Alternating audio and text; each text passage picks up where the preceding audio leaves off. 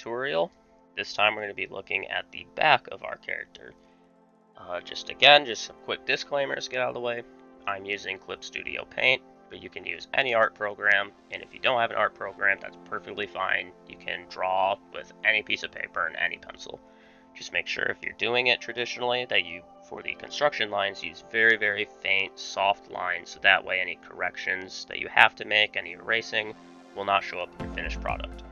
However, in an art program like this, I just use my lowermost layer at 30% opacity with a red marker, so that way I know for sure what my construction lines are and what my line art is. So, to start, I'm just going to make a small circle. Does not have to be perfect because this is just the construction lines. From there, I'm going to drop in my center line, of which the character is going to be built balanced around that. So we want to get it as close to center as we can. Next, I like to just throw in the jawline. Again, start kind of from the widest point in our circle. Put in whatever shape of jaw you want. I'm going for a little bit of a longer, yet boxy face, just because it fits a little bit better with a mature character.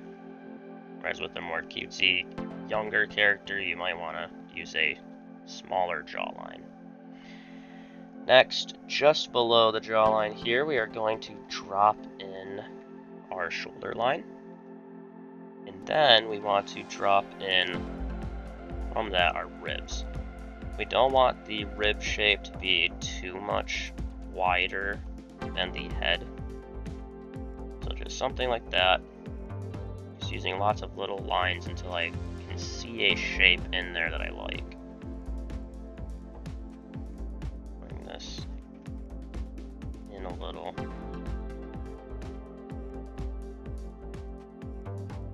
Like so. Kind of clean up the edges here. Clean this up a little bit. There. Next, I'm going to drop in my shoulder circles just inside the ribs, and then following my rib line, I'm just going to jut out the lats.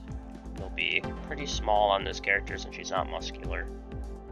Then from these shoulders, we're going to come up slightly into our traps, which then come up into our neck, which you can use whatever shape you want. For me, I like to use very slightly concave lines, a little bit of a curling action. There. And I'll drop in some ears, and the jaw will be invisible from this side, so we'll do that. From here, sort of below the shoulders here, we want to drop in the shoulder blade lines. So we'll put those there. Then, about half a head height down, maybe a little bit lower, just over half a head height here, we're going to put in our hip line. For this character, the hips are going to be just inside the shoulders, although I made these shoulder circles very small, so I'm just going to line them up with them. But your hips can be as wide or as close together as you want. Next, we'll just connect these lines, like so. Make a shape like this for our hip area. Then mark out at the bottom and here at the top, just so we can see the unmovable section of the hip. Like so.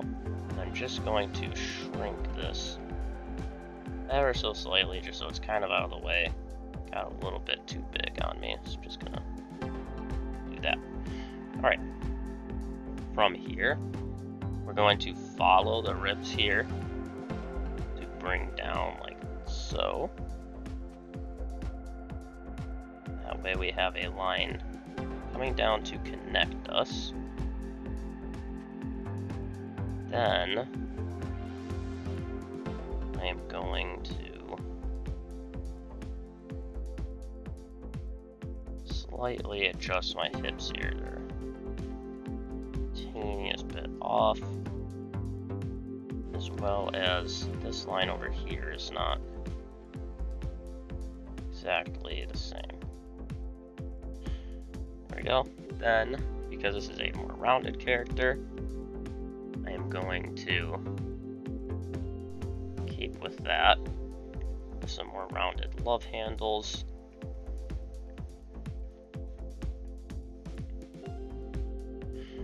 I'm going to still keep this shape straight though, that V taper.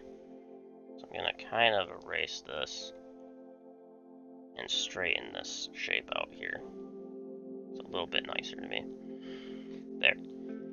Next, we want to put in some small circles inside of our hip line or our leg sockets there. And then just drop in our legs. Sort of map out where our feet are. And the general halfway point, we'll put another line for our knees. So I'm just going to put in some ankle lines with some little triangles, and then I'm going to round at the bottom of the triangle for feet. From there, I'm going to drop in our kneecap markers, and then we can put in the thighs. So this character's got pretty thick thighs, so instead of doing this shape, I'm just going to immediately bulge out. And she doesn't have too much of a thigh gap either. So something like this. And notice I'm still coming with a concave shape here into the thickest part of the thighs. And the thickest part of the thighs are going to be pretty much right at near the top here. So then we're going to do something like this.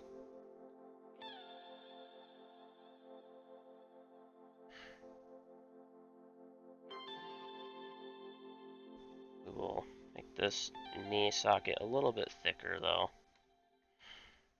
Put in some markings there. We're adding little lines like this either side of the knee socket, which then become our calf.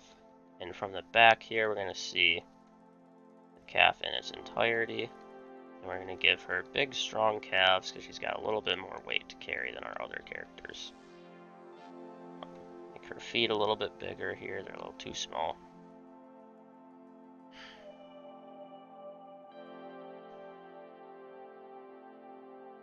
Like so. From there, this center line right here, in this middle portion, we're going to add a slightly curved line just over top of it.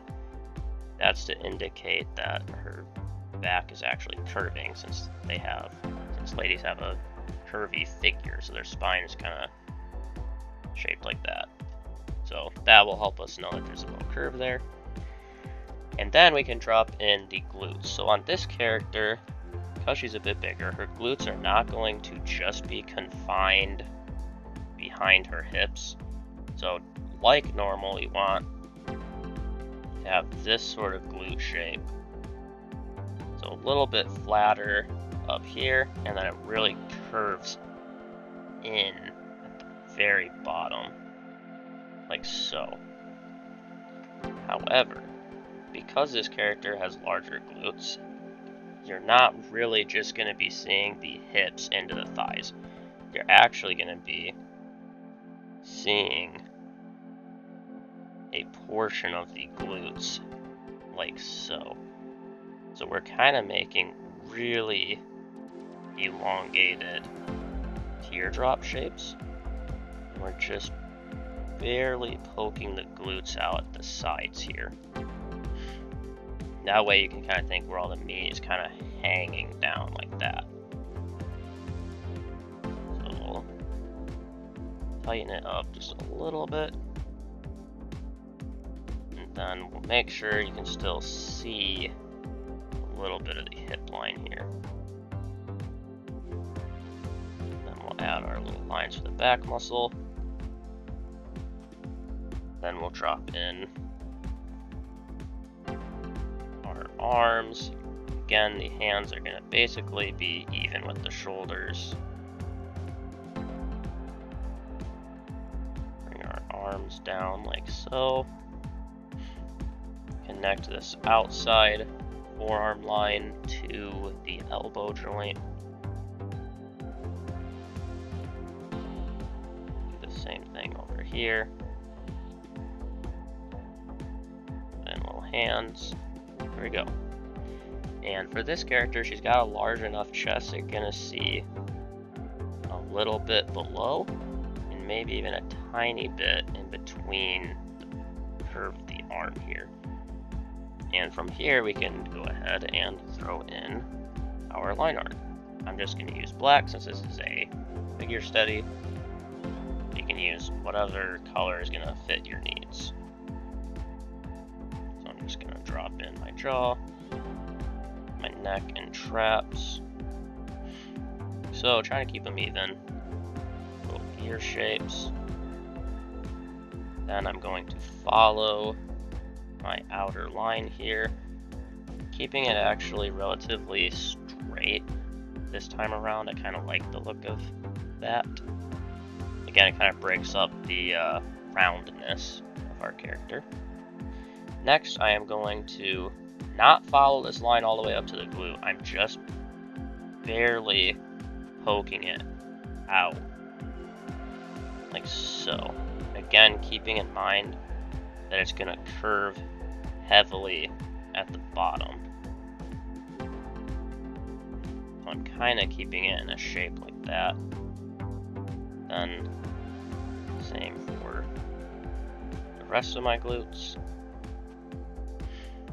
Like so. Then my hip line here. Come up like this. Then I'm going to connect these two, the little round part here,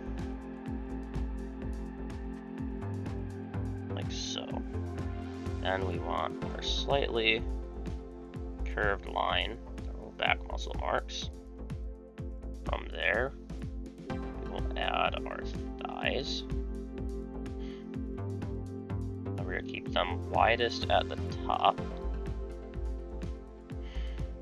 Then we will drop in our knee markings like so, and then into our large calves like that. Then we will drop in our feet markings here like so. Then we'll come up to the arms. We'll drop in all of this here with the elbow, biceps, and triceps. Then we'll throw in the forearm and hands. We'll repeat that over here.